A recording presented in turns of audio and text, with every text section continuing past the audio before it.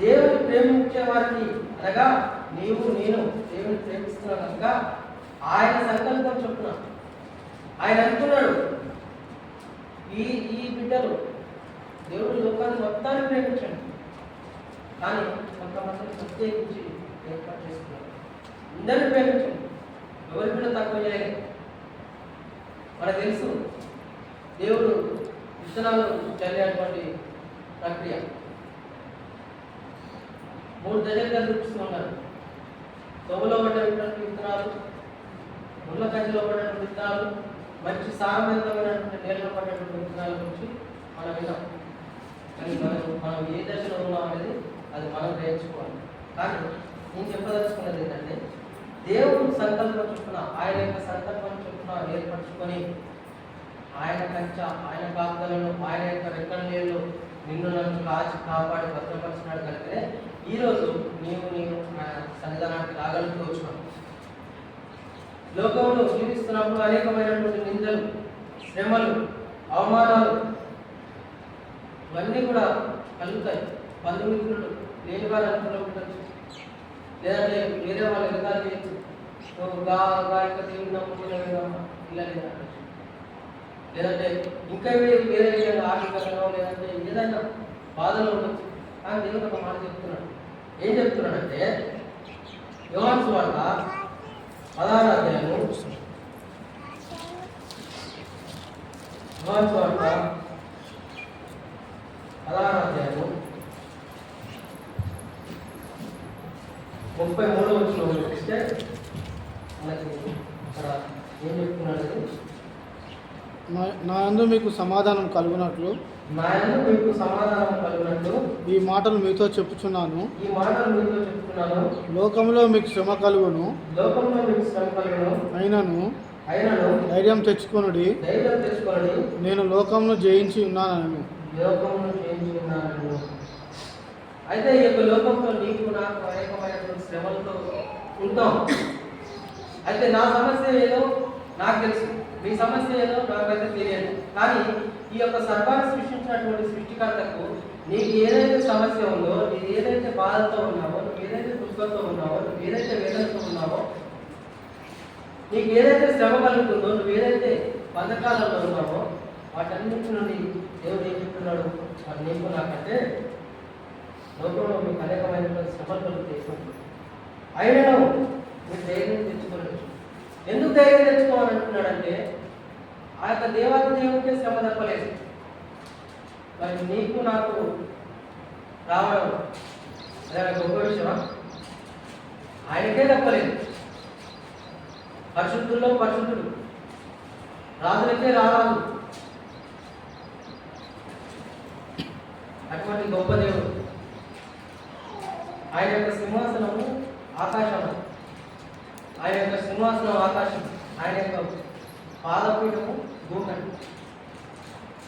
దేవుడు నీకోసం నా కోసం ఎంతగానో తగ్గించుకొని ఆకాశం ఎక్కడుంది, భూమి ఎక్కడుంది, వాటన్నిటిలో వదులుకొని నిత్యం కోట్ల దేవదూతల చేత కొనియాడబడుతున్నటువంటి ఆ యొక్క దేవుడు అవన్నీ వదులుకొని నీకోసం నా కోసం యొక్క లోకానికి వచ్చి ప్రాణాన్ని అర్పించి తన రక్తాన్ని దారపోసి నిన్ను నన్ను ఆయన యొక్క సొంత రక్తంతో వెలపెట్టుకున్నాడు. ఇన్ని చేసినటువంటి దేవుడికి మరి నేను ఆరాధన చేయాలా? నువ్వు నేను ఆరాధన చేయాలా? ఖచ్చితంగా ఆరాధన చేయాలి. ఎందుకంటే నువ్వు అడగలేదు, నేను అడగలేదు. అయినా నీ నా పాపాల కోసం ఆయన ప్రాణం చదువుకున్నాడు. అంత గొప్ప త్యాగం చేసినటువంటి దేవుడికి మనం స్తోత్రాలు చెల్లించాలి. అంతేకాకుండా మరి లోకంలో కొన్ని శ్రమలు కలుగుతాయని చెప్పినటువంటి దేవుడు ధైర్యం తెచ్చుకోవాలంటున్నాడు. ఎందుకంటే ఈ యొక్క లోకాన్ని ఆయన జయించడు. ఈ యొక్క లోకం ఏదైతే శ్రమలు కలుగుతున్నాయో ఆ యొక్క లోకాన్ని నేను జయించిన అనేసి దేవుడు చెప్తున్నాడు. అంత గొప్ప దేవుడు మన దేవుడు. అంతేకాక మరి నీకు శ్రమలు కలిగినప్పుడు, నీకు ఇబ్బందులు వచ్చినప్పుడు, నీకు ఎక్కువలో ఉన్నప్పుడు మరి నువ్వు ఎవరి వైపు చూడాలి? ఏ విధంగా చూడాలంటే దాని గురించి ఆ దేవుడు ఏం మాట్లాడుతున్నాడు అంటే, కీర్తనల గ్రంథము 55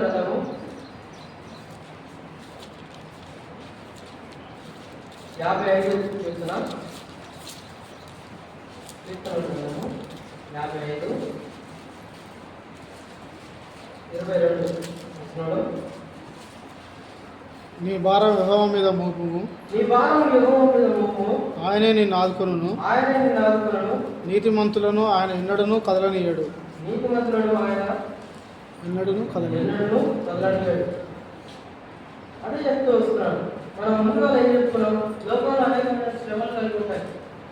ఈ యొక్క సన్నిధానానికి ఎందుకు వస్తామంటే మనకు లోకంలో మనకున్నటువంటి సమస్యలు చూస్తాం, మనకున్నటువంటి బాధలు చూస్తాం. మనం ఆయన సన్నిధానానికి వచ్చే ఆశ, ఆయన సన్నిధానానికి వచ్చి నాకు నెమ్మది కలిగి, ఆయన సన్నిధానానికి వచ్చి నేను ఆనందంగా ఉంటాను. నాకు ఉన్న దాంట్లోనే సరే, నేను ఉన్నంతలోనే సరే, దేవుడు నాకు ఏదో ఒక మార్గాన్ని చూపిస్తాడు. దేవుడు నన్ను శాంతిగా ఉంచుతాడు. దేవుని దగ్గరకు నేను వెళ్తే నాకైతే నాకు నా కుటుంబానికి ఎటువంటి కొరకు ఉండదు. దేవుడు ఖచ్చితంగా నా జీవితంలో అనేకమైనటువంటి మేలు చేస్తున్నాను ఒక ఆశతో వస్తే, ఆ వచ్చినటువంటి వారికి నీకు నాకు దేవుడు ఏం చెప్తున్నాడు తెలుసా? నీ యొక్క భారము యెహోవా మీద మోపుము అంటున్నాడు. నీకు ఏదైతే భారం ఉందో, నీకు ఏదైతే సమస్య ఉందో, నీకు ఏదైతే ఇబ్బంది ఉందో, నీకు ఏదైతే ఇబ్బందిలో ఉన్నావో అంతా కూడా నీ నుంచి తొలగించి నా మీద మోపును. నేనున్నాను కదా నీ కాంతి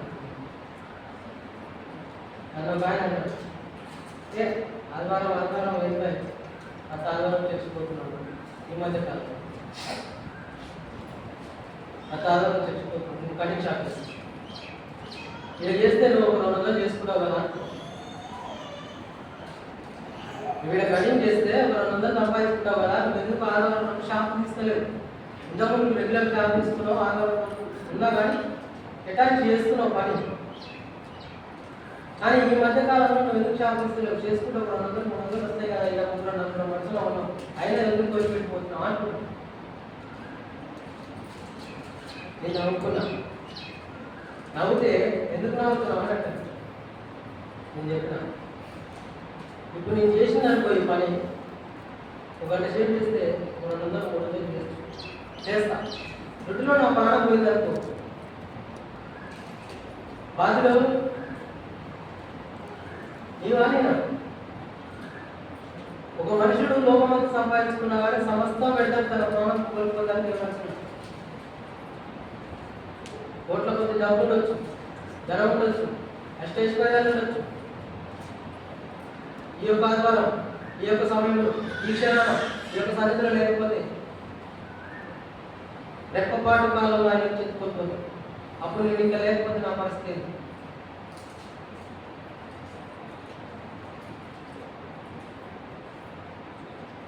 నా మనసులో అనుకొని నవ్వుకున్నాను.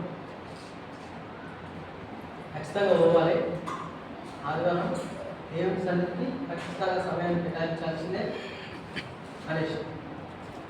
అనేకమైనటువంటి పనులు ఉన్నాయి, అయినా సరే దేవుని సమయాన్ని దేవుడికి ఇస్తే దేవుడు సమస్తాన్ని నీకోసం నా కోసం ఆయన సమస్తాన్ని ఆపగల సమర్థుడు. మనకు ఏది ఏ సమయంలో ఎప్పుడు ఏది జరగాలో అది జరిగించగల సామర్థ్యం దేవునికి మాత్రమే ఉంటుంది. ఈ యొక్క లోకంలో మనుషులను నమ్ముకుంటున్నట్టు యెహోవాను ఆశ్రయిస్తా ఎంతో మేము కనుక అంత గొప్ప దేవుడు మనం ఏం చెప్తున్నాడు? ధైర్యంగా ఉండండి. లోకాన్ని నీకు జయించిన ధైర్యం ఉంది. లోకంలో అనేకమైన శ్రమలు అయినా ధైర్యం ఉంది. లోకాన్ని జయించినటువంటి చేసినటువంటి దేవుడు అంటున్నాడు. నీ భారం మొత్తం యెహోవా మీద మోపేసి దేవుడు తెలియపడుతున్నాడు. మరి ఇంత చేసినటువంటి దేవుని మనం ఆరాధించకపోతే గడిచిన గత వారం అంతా కూడా ఆయన రెక్కలేని నిన్ను కాచి కాపాడి భద్రపరిచి ఆయన యొక్క సంకల్పం చేత, ఆయన ప్రేమ చేత పిలువబడినటువంటి బిడ్డలు మనం ఆయన యొక్క సన్నిధానానికి వచ్చినామంటే కేవలం ఆయన మాయను చూపించినటువంటి ఆయన యొక్క కృప మాత్రమే. అంత గొప్ప దేవుడు మన జీవితంలో దేవుని కోసమని మరి నేను కూడా ఆయన ప్రార్థించేవారుగా ఉండాలి. అంతేకాక అయితే ఆయన ఏమంటున్నాడంటే నెహెమ్యా 9:31 వచనంలో ఒక్క వచనం చూసుకొని మనం ఆరాధన చేసుకుందాం. నెహెమ్యా 9:31 వచనం. అయితే నీవు మహోపకారివై ఉండి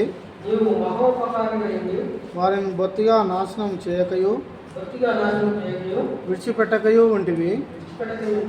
నిజముగా నీవు కృప కనికరము గల దేవుడవై ఉన్నావు. నిజంగా నీవు కృప కనికరము గల దేవుడవై ఉన్నావు. పిల్లలు అనేక మార్లు మారం చేసినప్పుడు, మనం అనేక మార్లు పడిపోతున్నప్పుడు తండ్రి వెనకాలండి వెన్నంటే ఉండి అనేక మార్లు నిలబెట్టేటువంటి వాడిగా ఉంటాడు. నడక రానప్పుడు నడక చేయబట్టుకుని నడిపించేటువంటి వాడిగా ఉంటాడు. మన దేవుడు కూడా ఆ విధంగానే చేస్తాడు. తప్పిపోయినటువంటి ప్రతి వారిని పట్టుకుంటాడు. ఆయన కృప ఏ విధంగా ఉంటుందంట? నిరంతరం ఉంటుందా? నిజంగా నీవు కృప కవితరం వల్ల దేవుడు. ఆయన యొక్క కృప కనుక నీ మీద నా మీద లేకపోతే ఈ యొక్క సన్నిధానంలో నీకు ఉండేవాడిని కానే కాదు. దేవుడు మనలో ఫస్ట్ ప్రేమించినాడు కనుక నేను ఆయన మన కోసం ప్రాణం పెట్టినాడు కనుక నేను ఆయన ప్రేమిస్తున్నాను. ఒకవేళ ఆయన మన కోసం ప్రాణం పెట్టకపోతే మనం ఆయన పట్టించుకునే వాళ్ళ కాలేదు.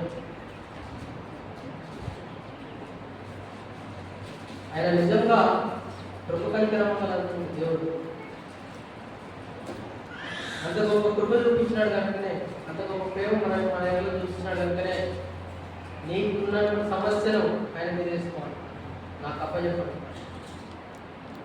నిత్య నరకానికి పాత్రలు నీకోసం నా కోసం ఆయన ప్రాణం పెట్టాడు.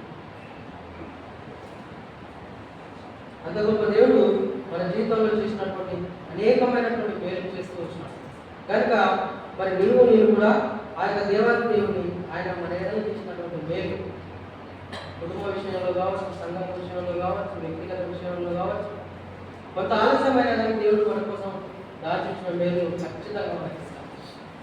కానీ మనం చేయాల్సిందల్లా ఆయన మన నుంచి కోరుకునేది పెద్ద పెద్ద బలుడైతే ఆయన కోరుకుంటాడు. ఆయన కోరుకునేదల్లా కేవలం మన యొక్క హృదయాన్ని మాత్రమే కోరుకుంటాడు, మన యొక్క మనసు మాత్రమే కోరుకుంటాడు.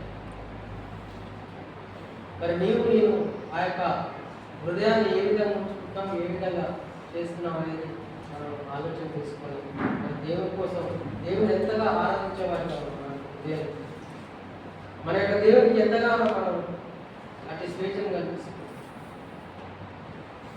మన కోసం అనేకమైనటువంటి మేలు చేస్తున్నాడు. ఆ యొక్క మేలు ఏది కూడా మనం ధైర్యంగా ఉండు అని చెప్తున్నాడు. ఈ యొక్క లోకాన్ని చేయించినని చెప్తున్నాడు. మీ యొక్క భారం నా మీద మోపుడు అని చెప్తున్నాడు. లోకంలో అనేకమైన శ్రమ కలుగుతుంది, అయినా మీ యొక్క భారం నా మీద మోపమని ఇన్ని అంశాలు మనకు చెప్పినాక మనం ఎందుకొని మరి ఆయన ఆరాధించుకుంటున్నాడు. ఆయన విన్నట్టే ఉంటా అంటున్నాడు. కృప కనికరం కలిగినటువంటి దేవుడు అంటున్నాడు. ఇవన్నీ మాటలు మరి దేవుడు జ్ఞాపకం చేసుకొని మరి ఉన్నటువంటి వాక్యాన్ని బట్టి మరి ఆ యొక్క దేవుడికి మనం ఏమైతే అందించగలుగుతామో అతి ఆరాధన, హృదయపూర్వకమైనటువంటి విలువ కలిగినటువంటి ఆరాధన ఆ యొక్క దేవాలయ దేవుడు కోరుకుంటున్నాడు. ఈ ఆరాధనతో మరి ఆయన్ని ఆరాధిద్దాం.